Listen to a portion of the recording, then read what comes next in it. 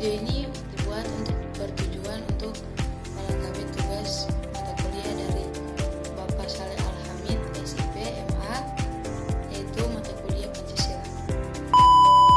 Baik, pertanyaan pertama yaitu jelaskan konsep dan urgensi pendidikan Pancasila di perguruan tinggi.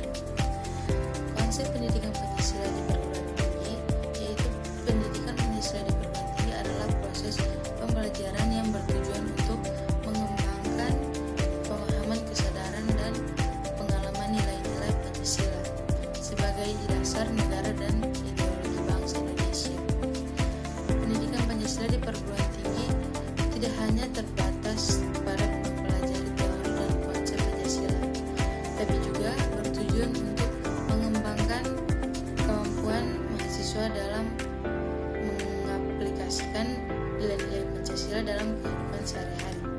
Sedangkan urgensi pendidikan Pancasila di perguruan tinggi adalah pendidikan Pancasila di perguruan tinggi memiliki urgensi yang sangat penting, antara lain yaitu 1. Membentuk karakter bangsa, 2. Meningkatkan kesadaran bangsa dan bernegara, 3.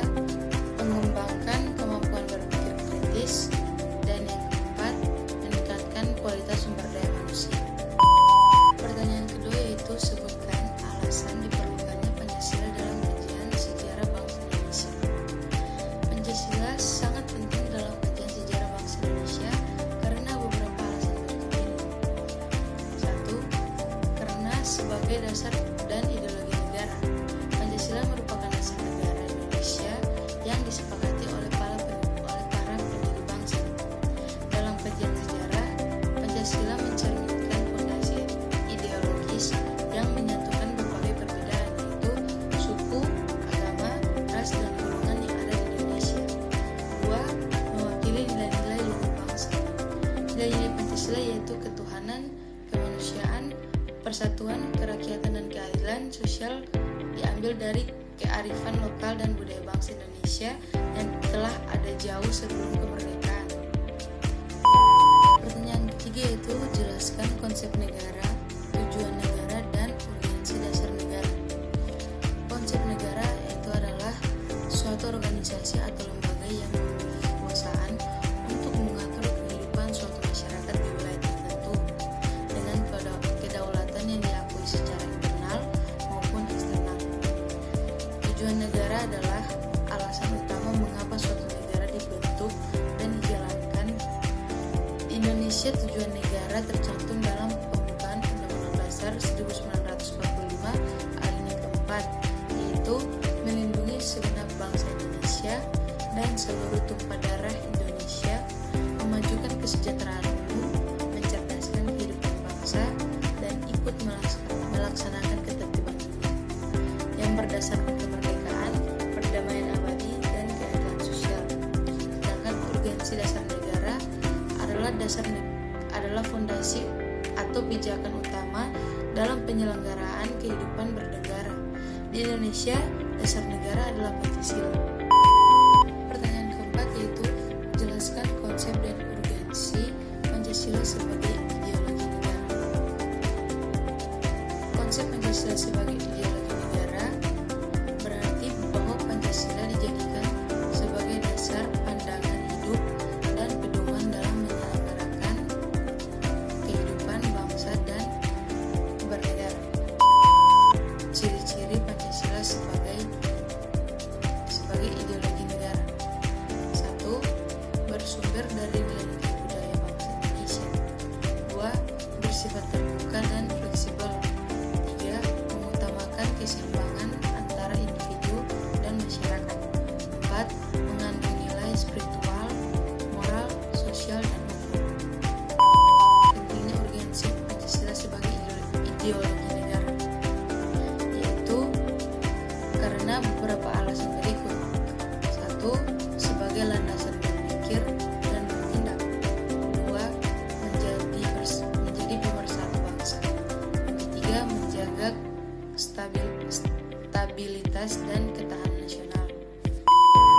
Pertanyaan kelima yaitu jelaskan konsep dan urgensi Pancasila sebagai sistem etika. Pancasila sebagai sistem etika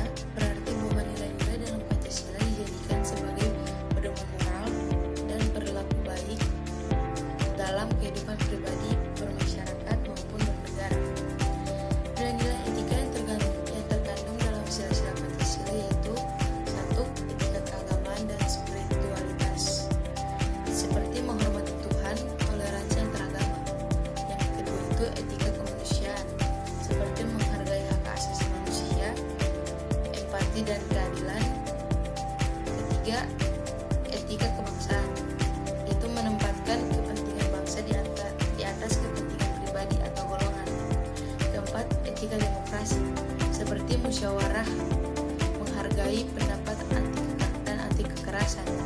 5. Etika sosial, keadilan, solidaritas, anti diskriminasi, dan pemerataan kesejahteraan. Urgensi atau pentingnya Pancasila sebagai sistem etika. Pancasila sangat penting sebagai sistem etika karena 1. Membentuk karakter bangsa, 2. Menjadi standar perilaku sosial, 3. Menjadi landasan moral dalam pengambilan keputusan. Baik, pertanyaan ke-6 yaitu jelaskan konsep dan urgensi Pancasila sebagai dasar nilai pengembangan ilmu.